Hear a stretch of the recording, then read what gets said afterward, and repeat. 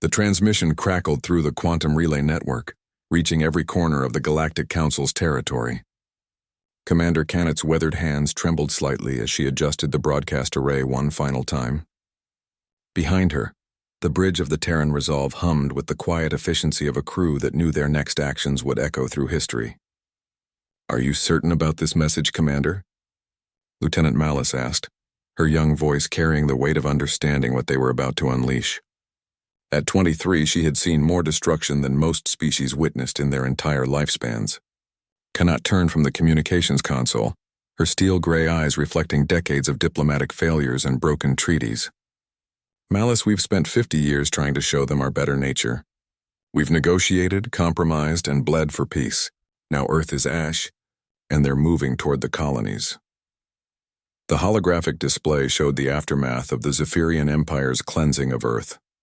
What had once been humanity's blue marble was now a scarred, radioactive wasteland, 7 billion souls extinguished in a matter of hours, dismissed by the galactic community as acceptable casualties in the pursuit of universal harmony. "But Commander," Malice persisted, her fingers dancing across her tactical console, "once we send this message, there's no going back."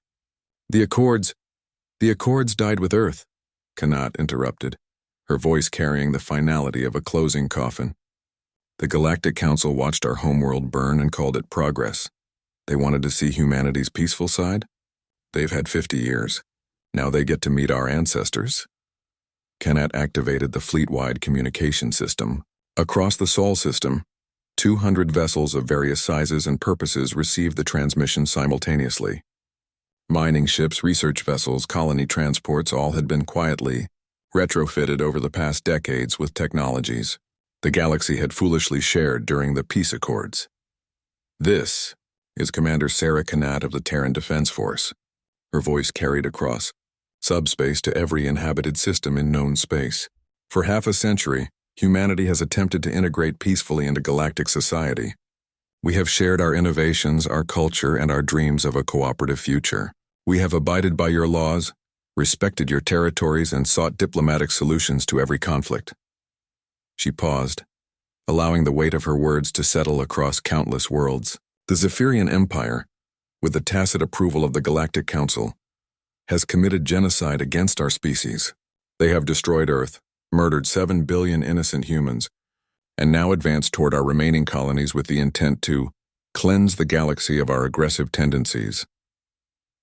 Malice watched the tactical display as Zephyrian fleets, confident in their technological superiority, moved in standard formation toward the human colonies of New Geneva and Kepler Prime. They had no idea what awaited them. "You called us aggressive," Kanat continued, her voice now carrying an edge that made even her own crew shift uncomfortably. "You feared our violent nature and unpredictable emotions. You were partially correct. Humans are indeed capable of great violence, but you made one critical error in your assessment. The Zephyrian advance fleet was now within range of the seemingly defenseless human colonies. Their crystalline ships gleamed in the light of distant stars, confident in their mission of extermination. You assumed that because we sought peace we were weak. You believed that our restraint was inability rather than choice. For 50 years we have hidden our true capabilities, hoping never to need them. We dismantled our weapons, converted our warships to exploration vessels, and taught our children to value cooperation over conquest." Malice initiated the first phase of their response. Across the human colonies, installations that had been disguised as research facilities and mining operations revealed their true purpose. Point defense systems, quantum torpedoes, and gravitational disruptor arrays powered online simultaneously. But peace, you see, was never weakness. It was mercy.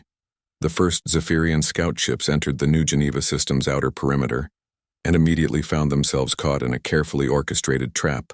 What they had assumed to be a small defenseless colony revealed itself to be a fortress that had been under construction for decades.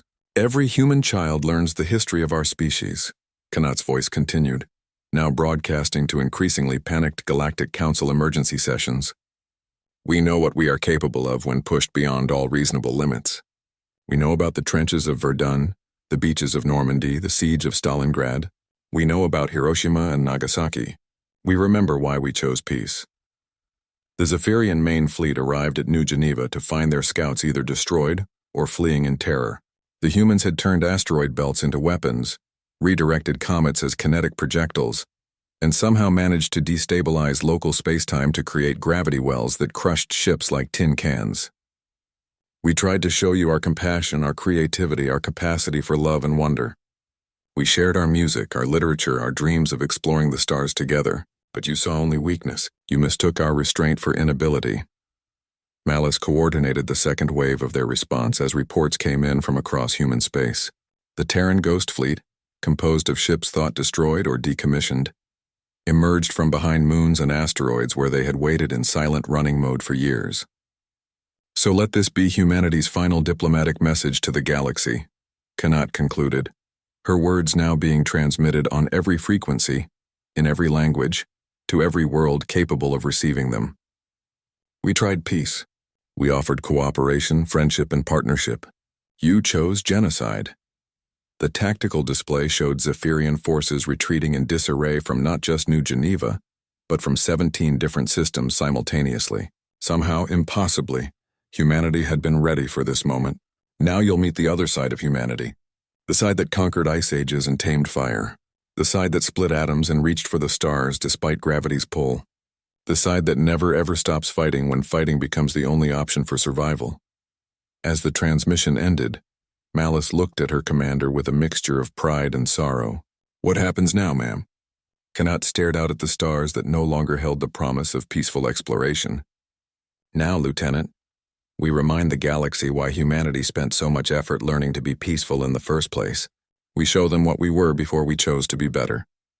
The war for humanity's survival had begun, and the galaxy would soon learn that a species capable of such extraordinary mercy was equally capable of extraordinary wrath.